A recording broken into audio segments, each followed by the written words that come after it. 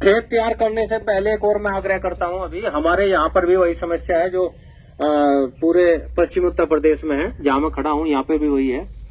अब की बार खेत तैयार करने से पहले एक बार अपने खेतों में चिजलर का प्रयोग या सब सोइलर का प्रयोग अवश्य करें।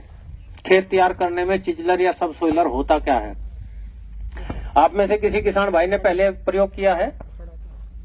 नाम सुना है सब सोइलर या चिजलर का? खड़ा ही हो रहा। ये खड़ा है, यही ट्रैक्टर में लगा हुआ है। चिजलर ये सिंगल फ्रो है, सब सोइलर इसको बोलते हैं। एक फाल मिलेगी आपको 3-3.5 फीट लंबी, एक फाल बस। इसे जब आप खेत में चलाते हैं तो दिखाई भी कुछ नहीं देगा इसने कुछ किया है, ऐसा भी कुछ ज्यादा महसूस नहीं होगा कि हाँ इससे कोई नुकसान या लाभ आपको नजर आ रहा है। लेकिन इससे लाभ और नुकसान का मैं बताता हूं। इसमें जो इसकी डेप्थ है वो लगभग 2 से 2.5 फीट तक जमीन के अंदर जाने की डेप्थ है। इसकी गहराई 2 से 2.5 फीट तक उस जमीन को चीरने का काम करता है, जो हमारी जमीन में हैवी मेटल्स और एक ऐसी लेयर, बार बार बड़े बड़े ट्रैक्टर हम खेतों में निराई गुड़ाई जुताई के लिए इस्तेमाल कर रहे हैं, रोटावेटर चला रहे हैं, तो 6-7 इंच 8 इंच के बाद एक लेयर सी डेवलप हो गई है, हार्ड पेन डेवलप हो गई है, जिससे खेत में पानी सोखने की सामर्थ्य ही नहीं रही है। जो हानिकारक तत्व है वो जमीन में नीचे नहीं जाते हैं, हमारी पौधे की जड़ें नीचे तक नहीं जा सकती है, इसलिए वहां पर एक परत बन जाने के कारण ये सारी समस्याएं आ रही है। यदि हम इसे एक बार सब सोइलर को चला देंगे तो वो जो हमारी हार्ड परत बनी हुई है उसमें क्रैक्स आ जाएंगे, उसके अंदर उसको चीरने का, तोड़ने का काम करेगा, जिस कारण से जितने हैवी मेटल्स है वो उसके अंदर जाने का कार्य शुरू हो जाएगा। आपकी जमीन के उपजाऊ क्षमता के साथ साथ जमीन की जल धारण क्षमता बढ़ेगी। एक बार सिंचाई करने के बाद काफी लंबे समय तक उसका लाभ मिलेगा। चलाना कैसे है? इसको 2 से 2.5 फीट की दूरी पर लगातार नहीं, कल्टीवेटर के जैसे नहीं चलना है। एक कूंड आपने इससे यहाँ निकाला, पूरा डेप्थ, पूरा इसका फ्रेम जमीन तक टच हो जाना चाहिए। आपने उस तक चलाया, यहाँ पर आपने एक कूंड निकाला पूरा पश्चिम, उससे 2.5 फीट दूर फिर दोबारा से एक कूंड निकाला पूरा पश्चिम, फिर 2.5 फीट दूर कूंड निकाला, ऐसे पूरे खेत में पहले पूरा पश्चिम निकाला, फिर उत्तर दक्षिण निकाला क्रॉस में।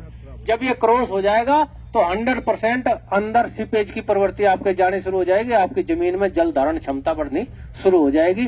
सबसे महत्वपूर्ण चीज है, इसलिए अब की बार जब खेत तैयार करो, गन्ना बुआई का समय जब आए तो इसका प्रयोग अवश्य करना है। एक दूसरा इसी के साथ एमबी प्लाव आता है, नाम सुना है? ऐसे नाम ले रहा क्या ना जो आप लोग बड़ा। अच्छा जी, ये खादर का तो मैं सिद्धांत बनवा देंगे, अभी थोड़ी देर गोष्ठी समाप्त होने तो मैं खुदवा के दिखाऊंगा यही आपको खादर। यदि आप 6 इंच 8 इंच गहरा खोदने के बाद यही खादर नजर ना आ गई, इसमें केवल जो ब्लैक सोयल फर्टाइल सोयल है वो 8 इंच पे रह गई है, 6 इंच पे रह गई है। उसके नीचे हैवी मेटल्स जाने बंद हो गए, उसके नीचे सारी चीजें जानी बंद हो गई है, तो हम उसी के ऊपर इतना ही दायरा बना लिया हमने केवल खेती करने के लिए। यदि ये जो यंत्र अब आने लगे, ये इसीलिए आने लगे क्योंकि अब कल्टीवेटर और आपके रोटावेटर से हम खेती ज्यादा लंबे समय, गेहूं तक तो ठीक है, धान तक ठीक है, गन्ने तक ठीक नहीं है। गन्ने के केस में हमें मिट्टी को पलटना पड़ेगा। एमबी प्लाव का मतलब है एक ऐसा हल जो पहले हम चलाते थे, उस हल में मिट्टी ऐसे पलटती थी, अब कल्टीवेटर आए बीच से थोड़ा थोड़ा वहीं भुरभुरी बनाने का काम करते हैं। रोटावेटर आया वो 4 इंच में भुरभुरी बनाने का काम करता है। एमबी प्लाव का मतलब है 1 फीट गहराई से मिट्टी को पलट के लेके आएगा, नीचे की मिट्टी ऊपर, ऊपर की मिट्टी नीचे, ताकि आपकी जहां पर जब आप गन्ना बोएंगे तो जड़ों का दायरा 6 इंच ना होकर 8-9 इंच 10 इंच तक उसका दायरा बढ़ जाएगा, इसलिए वो एमबी प्लाव है। उसमें जो आपने फसल अवशेष गन्ने की पत्ती वगैरह यदि नीचे चली गई, वो मिट्टी के अंदर दब गई, तो वो वहीं सड़कर जीवाश्म कार्बन का काम करेगी। मैं भी कह रहा था कि हमारी जमीनों में जीवाश्म कार्बन की कमी हो रही है। ये कोई अलग से कहीं से चीजों से डालना बड़ा टिपिकल टास्क है, बड़ा कठिन कार्य है कि जीवाश्म कार्बन कहीं बाहर से लाकर हम डाल दें। वो अपनी जमीन में फसल अवशेष जो बचते रहे वे अंदर वहां दबते रहे, सड़ते रहे, वही जीवाश्म कार्बन का काम करते रहे।